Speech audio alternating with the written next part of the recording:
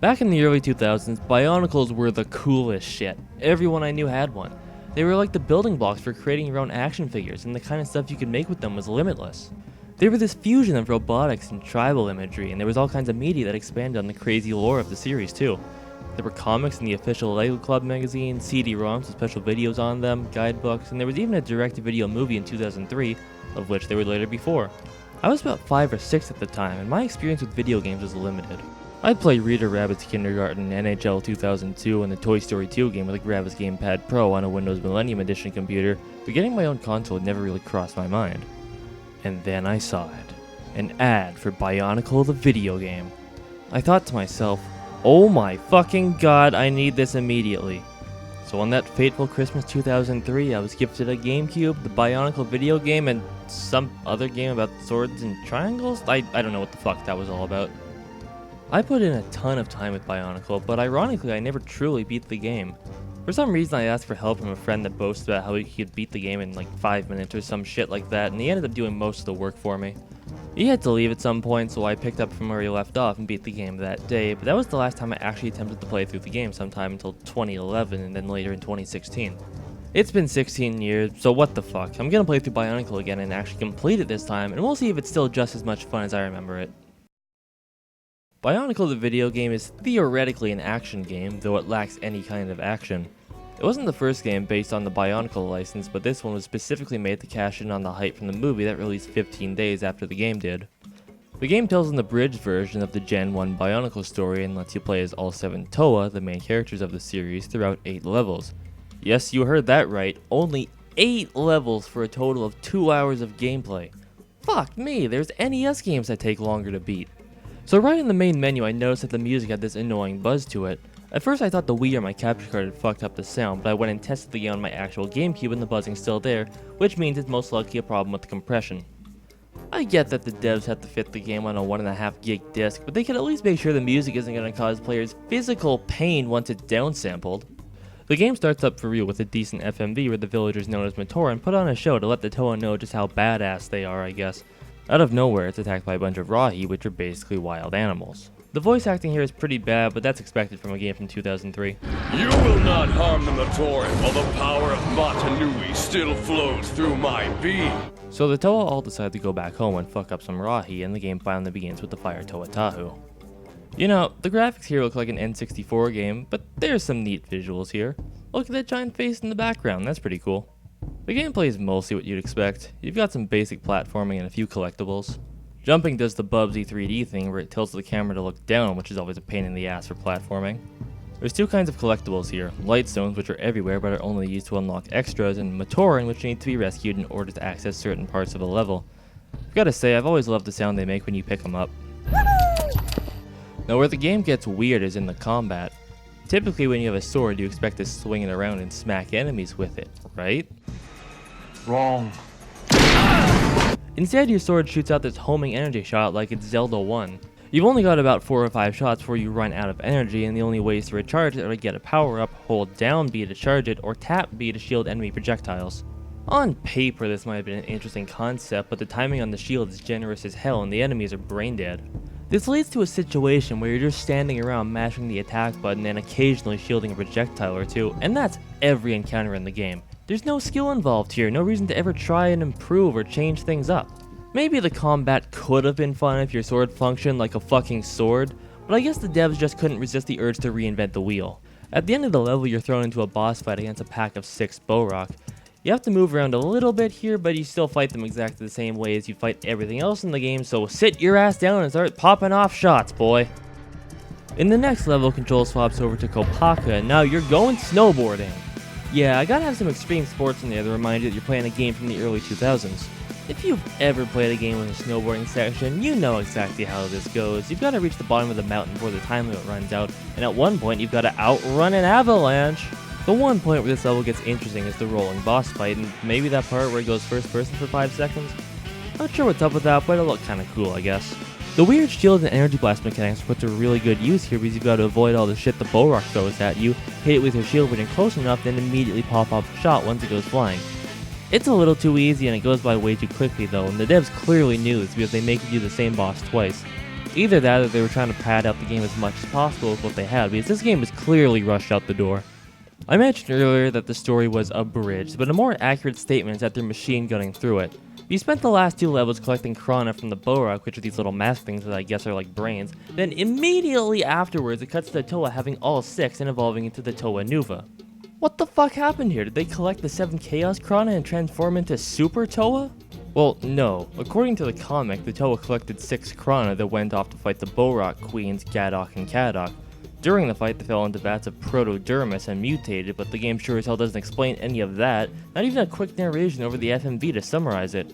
It's possible they just assumed the players would already be familiar with the source material, but more likely I think they just ran out of time for the Christmas 2003 deadline and had to cut out a bunch of content. It's kind of a shame, really. There's a lot of cool stuff going on in the Bionicle universe, and I think it would have been a great fit for an action-adventure game, but because it's based on literal toys, there's no way anyone would ever give it a fair shake. Anyway, in the next level you take control of Golly in Final Fantasy X World. The gimmick here is that Golly can swim, which means this is the only time you can jump into a body of liquid and not instantly explode. This is where the camera starts getting really bad, because when you're in the water the camera's raised too high up, so it's difficult to see enemies below you. The camera also has a tendency to focus on whatever the fuck it wants to in this level, which is never a good thing in a platformer. One of the most bizarre things about this level is that you gain the Nuva Blast to blow up these energy cages holding Matoran, but these things never pop up in the game again, so the move is completely worthless. I don't even know if you can use it in the later levels because there was never a reason to even try. I assume it had a bigger purpose before half the game was hacked off. I'll give this level credit for one thing. The level design actually makes you put in the effort to find all 15 Matoran without being confusing. It's a good glimpse of what this game could have been if this mechanic had been fleshed out further. Once you find all 15 Matoran, they build you a submarine and you can go fight the boss. Oh, it's the Boraks again. God damn it! Oh my god, that Matoran is hanging out on some stairs. You've got to go help him, Bohatu. Just kidding, it's a minecart level, asshole. I don't even have anything to say about this part. It sucks. Moving on. Now we're playing as Onua, and I just want to take this moment to inform you that we're already 60% into the game. Jesus Christ. What's Onua's gimmick? He pushes around rocks for pressure plate puzzles, and I'm pretty sure that's it? I don't even remember what happens in this level. There's this one part where you've got to dodge these bull things as they slam their heads against the wall, and whenever a bull steps backwards, its hitbox sticks around for a second, which makes the timing super tight. Why aren't these things regular enemies? It helped break up the monotony of shooting the same 4 or so bugs throughout the entire game. Hell, get the normal Borak from the beginning of the game in here, or better yet, how about any of these things? That's basically all I have to say about the level. It plays almost exactly like level 1 and 3 with a little variation. The boss has you squaring off against one of the still genuinely cool Rakshi. Unfortunately, the boss fight itself is lame as shit. You have to push rocks onto panels while dodging the Rakshi's fart gas. The panels open and close in a pattern, meaning the best strategy here is to get the rocks in place while they're closed and quickly push them on the minute they open. And did I mention just how fucking slippery the rocks are? You can't hold on to them for more than 2 seconds because you slide off them like they're covered in fucking oil or something. Like, is it too much to ask for some action in this action game? The last proper level has you playing as Lua in Lee Koro, and it's easily the best level in the game. I'm a sucker for jungle and forest levels, and the music and scenery here hit the aesthetic out of the park. It starts off with a rail grinding sequence. Oh gee, I wonder what this reminds me of, before transitioning into a level focused entirely on platforming. Lua has an air glide, so you know what that means. Super spread out platforms over bottomless pits, baby. Admittedly, it's rough around the edges. The camera tilting when you jump can be incredibly frustrating here, and the gliding controls are slightly counterintuitive. Anyone that's ever played as Knuckles in the Sonic Adventure games, I swear these Sonic comparisons are writing themselves, note that you have to hold down the jump button to glide and release it to drop down, so I didn't realize that you're supposed to press jump again to drop here. I made the Bubsy 3D comparison earlier, but even that can't figure this out. It seems like a stupid thing to complain about, but that subtle change makes all the difference between feeling like you're in full control of your character's movements and feeling like you have to pump the brakes to stop. The most annoying part of the level is the Gecko Bird. You're supposed to glide on the updraft it leaves behind, but you're too hot on its ass. If it makes a sharp turn, you'll go barreling into the water below, so this whole set piece is trial and error. Honestly, it's not super difficult, but it definitely took me a few tries. After that, you get a forgettable boss fight, and it's on to the next level. And where is the 7th Toa?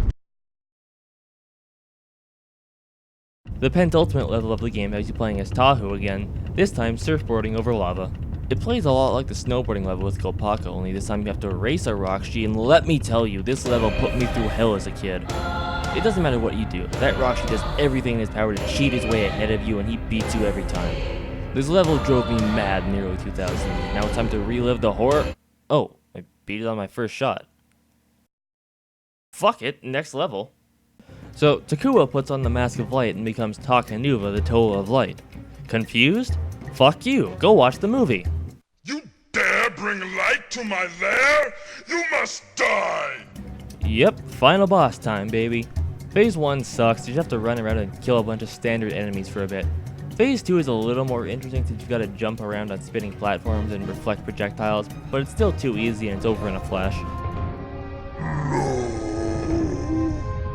Let's take a closer look at your shadows.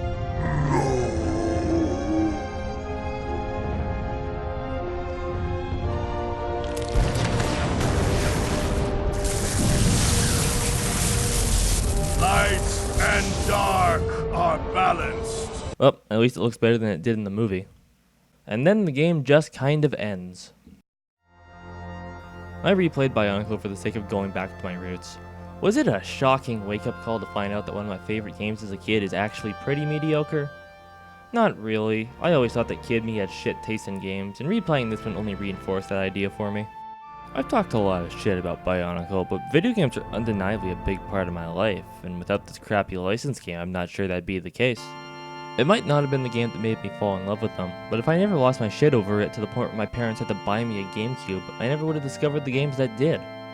16 years later, I can see all of Bionicle's wasted potential, cut content, and general bad design. It's hard to argue that there's any real value in this game. But I don't regret any of my time with it, because it let me go back and see just how far I've come in my exploration of an art form that's brought me countless amounts of joy over the years. And that's worth a lot more than the $10 this game is going for nowadays.